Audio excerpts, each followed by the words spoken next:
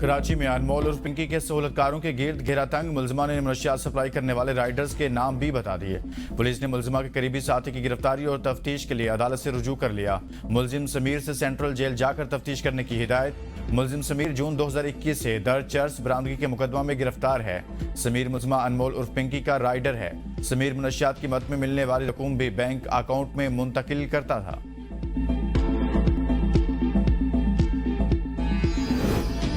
معاہدہ کرنے تک ایران کو کوئی ریلیف نہیں ملے گا، چند روز تک انتظار کریں گے۔ صدر ٹرمپ کی میڈیا سے گفتگو، کہا ایران کے حوالے سے مثبت پیش رفت ہوئی ہے۔ جن ایرانیوں سے رابطہ ہے وہ ذہین لوگ ہیں۔ ایران کے معاملے پر میرے اور اسرائیلی وزیراعظم کے درمیان اتفاق ہے۔ نیتن یاہو وہی کرے گا جو ہم کہیں گے۔ ایران معاہدہ کرنے کے لیے بےتاب ہے۔ تہران نے معاہدہ نہ کیا تو اس کے لیے بہت برا ہوگا۔ ہمارا موقف واضح ہے کہ ایران کو کسی صورت ایٹمی ہتھیار رکھنے نہیں دیں گے۔ ایران کے ساتھ ڈیل نہ ہوئی تو دوبارہ حملہ کر سکتے ہیں۔ ہم نے ایران کو ایک اچھے معاہدے کی پیشکش کی ہے۔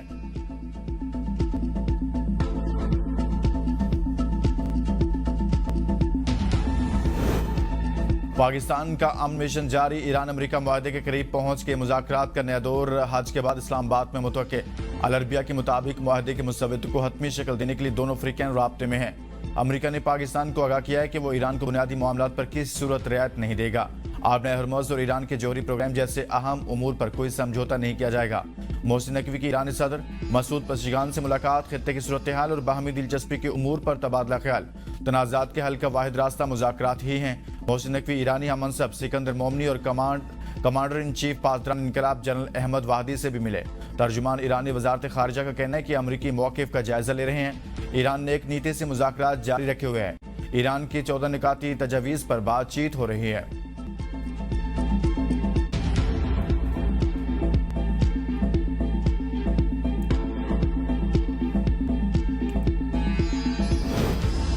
ایران کی سالمیت اولین ترجیح، اس پر سودے بازی نہیں کر سکتے۔ ایرانی سپریم لیڈر مجتبیٰ خامنہئی کا دو ٹوک پیغام، کہا ایران امریکہ اور اسرائیل کے خلاف تاریخی مزاحمت پیش کر رہا ہے۔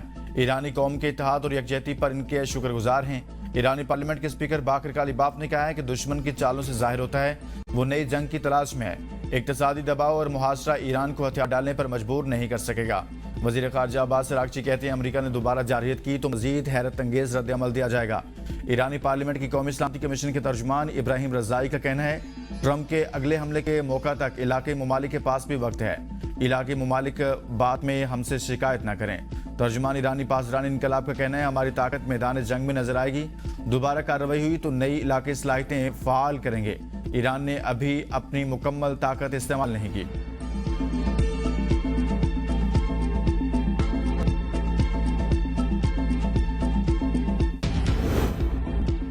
ایران سے معاہدے کی باتیں نیتن یاہو کے لیے خوف کی علامت، ٹرمپ کی فون کال کے بعد صہیونی وزیراعظم غصے میں آ گئے۔ امریکی نیوز ویب سائٹ کے مطابق نیتن یاہو مذاکرات کے حوالے سے شکوک و شبہات کا شکار، ایران سے دوبارہ جنگ کے لیے بضد۔ صدر ٹرمپ نے نیتن یاہو کو بتایا کہ ثالث ایک لیٹر آف انٹینٹ پر کام کر رہے ہیں جس پر امریکہ اور ایران دستخط کریں گے۔ ایران سے مذاکرات میں جوہری پروگرام اور آبِ ہرمز کو کھولنے جیسے اہم معاملات زیر بحث آئیں گے۔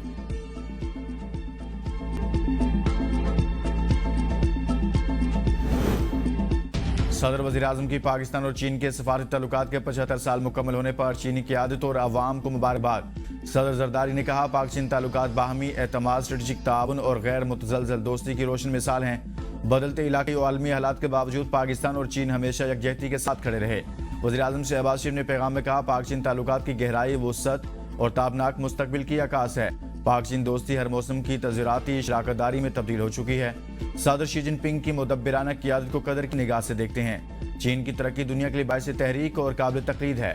اللہ کرے پاک چین دوستی ہر آنے والی نسل کے ساتھ مزید مضبوط ہو۔ وزیر داخلہ محسن نقوی نے کہا پاک چین دوستی کے 75 سال بے مثال اعتماد، لازوال محبت اور مخلصانہ تعاون کی داستان ہے۔ عالمی منظرنامے میں تبدیلیاں آئی لیکن پاک چین فولادی عزم اور لازوال دوستی میں کوئی تبدیلی نہیں آئی۔ سی پیک دونوں ممالک کے درمیان معاشی تعاون اور پائیدار ترقی کا منہ بولتا ثبوت ہے۔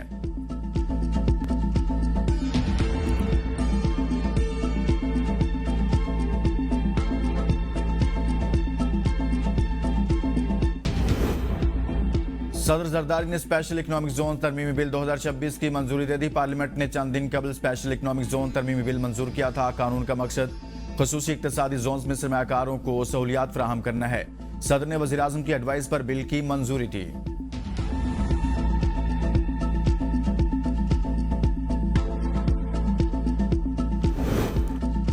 ثقافتی تنوع برائے مکالمہ و ترقی کا عالمی دن۔ وزیر اعلیٰ پنجاب مریم نواز نے اپنے پیغام میں کہا، ثقافتی تنوع کا عالمی دن منانے کا مقصد مکالمہ و ترقی سے متعلق عوامی شعور بیدار کرنا ہے۔ تہذیب و ثقافت اور مشترکہ ورثہ کی اہمیت کا شعور رکھنے والے قابل تحسین ہیں۔ پاکستان متنوع ثقافتوں، زبان، روایات اور اقدار کا مرکز ہے۔ ثقافتی تنوع قومی شناخت اور تہذیبی ورثہ ہے۔ ثقافتی تنوع سے اتحاد و یگانگت، مثبت اقدار، برداشت اور ہم آہنگی بھی فروغ پاتی ہے۔ پنجاب کے ہنرمندوں کی ملکی اور بین الاقوامی مارکیٹ تک رسائی ISPR کے زیر اہتمام national security and strategic leadership workshop میں پاکستان کی 200 سے زائد جامعات کے وائس چانسلرز، ڈین، رجسٹرارز اور سینئر اساتذہ نے شرکت کی۔ الغزالی یونیورسٹی کے وائس چانسلر مفتی عبدالرحیم کا کہنا تھا کہ اسلام ریاست کے قیام کے بعد کسی گروہ یا فرقے کو خود ہتھیار اٹھانے کی اجازت نہیں دیتا۔ 9 اور 10 مئی کی عظیم فتح کے بعد دنیا بھر میں پاکستان کی عسکری قوت کا اعتراف کیا جا رہا ہے۔ فیلڈ مارشل سید عاصم منیر کی قیادت میں پاکستان نے غیر معمولی کامیابیاں حاصل کی۔ مارکاک میں شاندار کامیابی کے بعد آج دنیا پاکستان کے موقف کو اہمیت دے رہی ہے۔